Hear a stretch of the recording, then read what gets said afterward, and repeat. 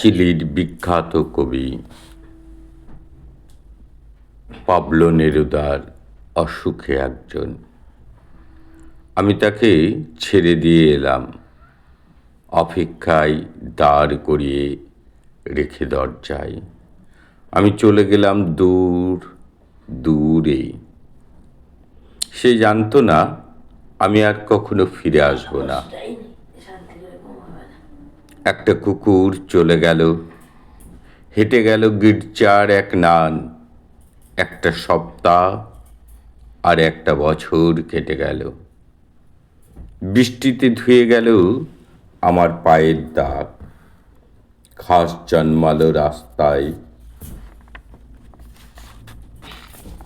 আর একটার পর একটা পাথরের মতো, পরপর পাথরের মতো বছরগুলো নেমে এলো তার মাথার ওপর।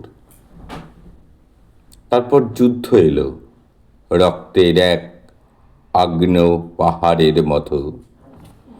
শিশুরা আর বাড়িরা খুন হলো, সেই মেয়েটার মৃত্যু হলো না। সমস্ত সমতলে ধরে গেল আগুন। শান্ত হলুদ দেবতারা, যারা 1000 বছর ধরে ডুবেছিল ধ্যানে, উল্টে পড়ল মন্দির থেকেই টুকরো টুকরো হয়ে।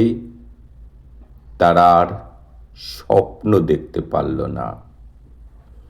সেই মিষ্টি বাড়ি, সেই বারান্দা, যেখানে আমি ঝুলন্ত বিছানায় ঘুমিয়েছিলাম, গোলাপি গাছ, জড়ানো করতলের মতো পাতা, চিমনি, প্রাচীন জলতরঙ্গ, সব চূর্ণ হয়ে গেল, জ্বলে গেল আগুনে।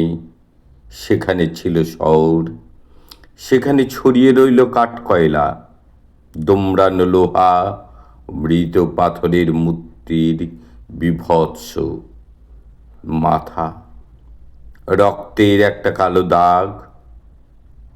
আর সেই মেয়েটি আমার অপেক্ষায়।